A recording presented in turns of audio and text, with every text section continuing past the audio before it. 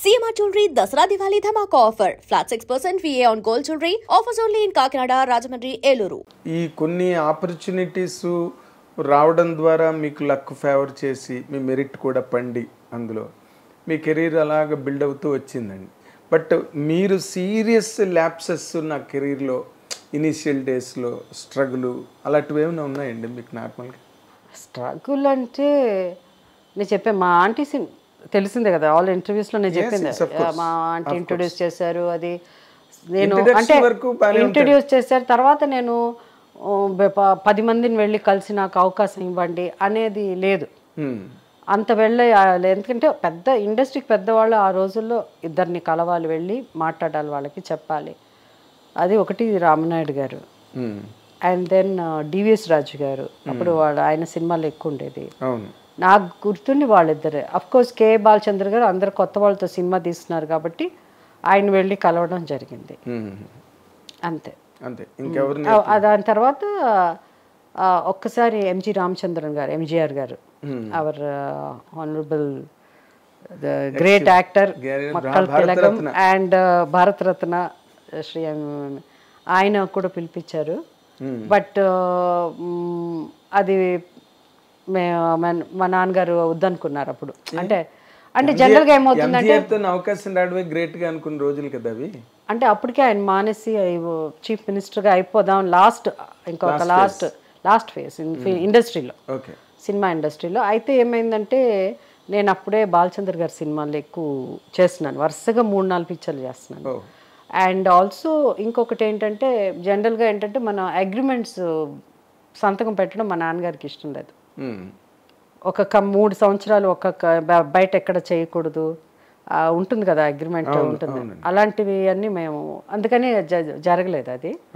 So వీళ్ళు తప్ప ఇంకా పర్సనల్గా వెళ్ళి ఎవరిని మేము అంటే ఆ స్ట్రగుల్ లేదు, ఆపర్చునిటీస్ కోసం లేదు.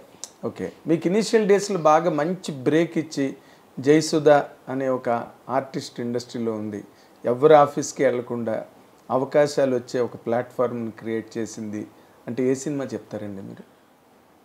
అంటే ఒకటి బాలచంద్ర గారి స్కూల్ అయితే ఒకటి ఉంది, దాంట్లో మేము అందరం ఉన్నాం.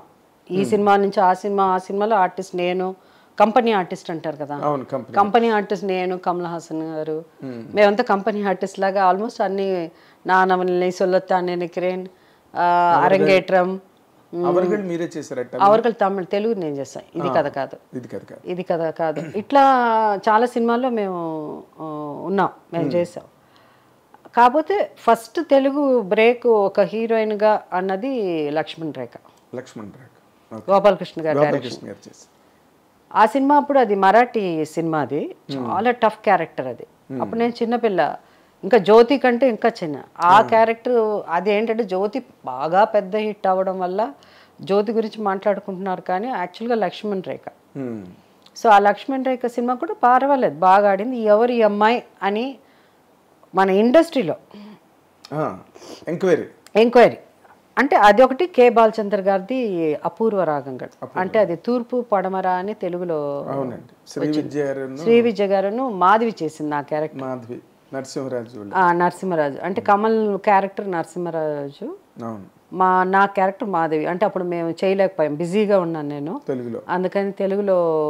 అందుకని ఆ క్యారెక్టర్ చేయలేకపోయాను తెలుగులో. యాక్చువల్గా తెలుగు అమ్మాయిగా ఆ క్యారెక్టర్ నేను చేయాల్సింది, బట్ తెలుగులో చేయలేకపోయాను నేను. సో ఆ సినిమా కూడా చూసి రాఘవేంద్రరావు గారు జ్యోతి సినిమా డిసైడ్ చేశారు. అంటే చాలామంది జ్యోతికి కూడా అరే ఈ అమ్మాయి ఏమి ఇంత చిన్న అమ్మాయి ఆ క్యారెక్టర్ హ్యాండిల్ చేయగలదా అని, బట్ జరిగింది. అది దేవదాస్లో సావిత్రి గారి క్యారెక్టర్ లాంటిది, అది జ్యోతి ఓల్డ్ మ్యాన్ చేసుకోవడం. బట్ నా ఏజ్కి నేను ఐ వాజ్ హార్డ్లీ 16 years. చాలా హెవీ క్యారెక్టర్ అది హెవీ క్యారెక్టర్, అది ఏదో అలా జరిగిపోయింది. అది రాఘవేంద్రరావు గారు the way he handled me as a director, ఒక చిన్న పిల్లని పాపని ఎలా హ్యాండిల్ చేస్తారో అలా, అవేంటి దాన్ని ఏమంటారు, మోల్డ్ చేసి అంటే హీజ్ ఎ స్పెషలిస్ట్ ఆ విషయంలో. హీరోయిన్ ఎలా మౌల్డ్ చేయాలి, ఏదో గ్లామర్ చేయించాలన్నా డిగ్లామర్ చేయించాలన్నా యాక్ట్ చేయించాలన్నా ఈ హ్యాడ్ హిస్ ఓన్ స్టైల్. కెమెరాలు రన్నింగ్లు అవన్నీ అందుకే ఆయన that long career he had in the film industry. పైగా నా రావేంద్ర వరకు ఆల్వేస్ వాంటెడ్ ఆయన హీరోయిన్స్ అంతా అందంగా కనిపించాలని. అందుకని పొద్దున రాగానే క్లోజప్లు తీసేస్తాడు, ఎందుకంటే సాయంత్రం పోను టైర్డ్ అయిపోతాం కదా, ఫేస్ ఒకలా అయిపోతుంది. అందుకని మార్నింగ్ రాగానే క్లోజప్స్ అన్నీ తీసేయడం, అలాగే మధ్యాహ్నం కొంచెం రెస్ట్ తీసుకుని బ్రేక్ ఉంటుంది కదా 1 and 2 బ్రేక్, ఆ బ్రేక్ అవ్వగానే మళ్ళీ క్లోజప్స్ తీసేయడం, సాయంత్రం 6 తర్వాత షూటింగ్ చేయకుండా. మాకు అవన్నీ చాలా హ్యాపీ. రావేంద్ర షూటింగ్ అంటే హ్యాపీగా ఉండేది.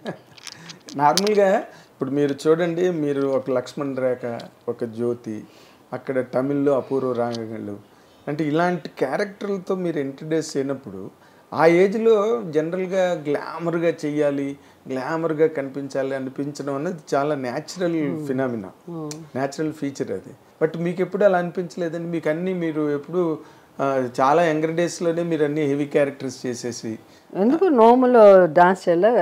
అది యాంటీ అదేంటి లేడీ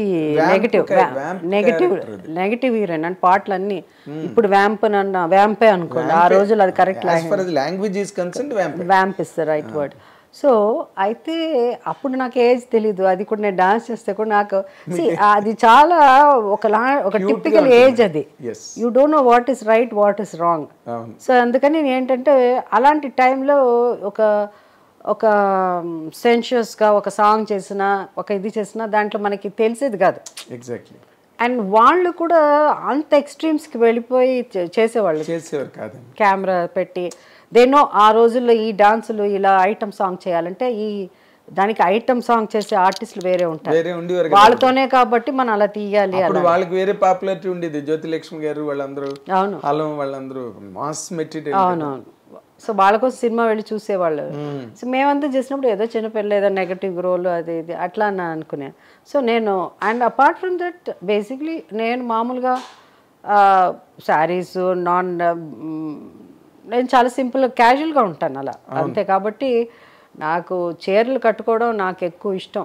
అంటే నాకు ఐ వాజ్ హ్యూజ్ ఫ్యాన్, ఇంతకుముందు కూడా చాలా ఇంటర్వ్యూస్లో చెప్పా, huge fan of Jaya Bachchan. Exactly.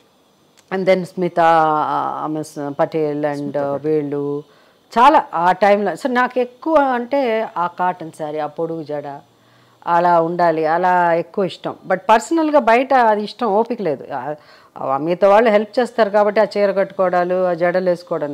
ఇంట్లో మనకెక్కడ ఓపిక ఉంటుంది? ఏదో ఒక జీన్సో లేకపోతే ఒక షర్టో ఏదో ఒకటి తగిలించుకుని టీ షర్ట్ వేసుకుని తిరిగే వ్యక్తిని నేను. అవునండి. సింపుల్గా ఉండాలని నాకు పెద్దగా డ్రెస్ చేసుకోవడం అంటే బయట ఇంకా తప్పక చేసుకోవడమే తప్ప, లేకపోతే నాకు చాలా క్యాజువల్గా హ్యాంగర్లో ఏదైనా డ్రెస్ పెడితే తగిలించుకుని వెళ్ళే. అదే అన్నాను, ఏదో నేను జయసుధ బయటకు వెళ్తున్నాను కాబట్టి ఇలా ఉండాలి అంటే నాకు బాగా డ్రెస్ చూసుకోవాలంటే నేను బయటికి వెళ్ళేటప్పుడు పెళ్ళిళ్ళకి వెళ్ళినా తర్వాత ఎక్కడన్నా వెళ్ళినా నా చీరలు అందరూ చూస్తారు, చీరలు చూస్తారు. సో అందువల్ల కానీ ఒకప్పుడు ఈవెన్ జ్యువెలరీ కూడా బాగా డిజైన్ చేసి వేసుకునేవాళ్ళం, అది కూడా చూసేవాళ్ళు. బట్ ఆ ఏజ్ అది వేరే, మనం బాగా కనిపించాలని ఇప్పుడు ఉంటుంది, ఏజ్ పెద్ద ఏజ్నా చిన్న.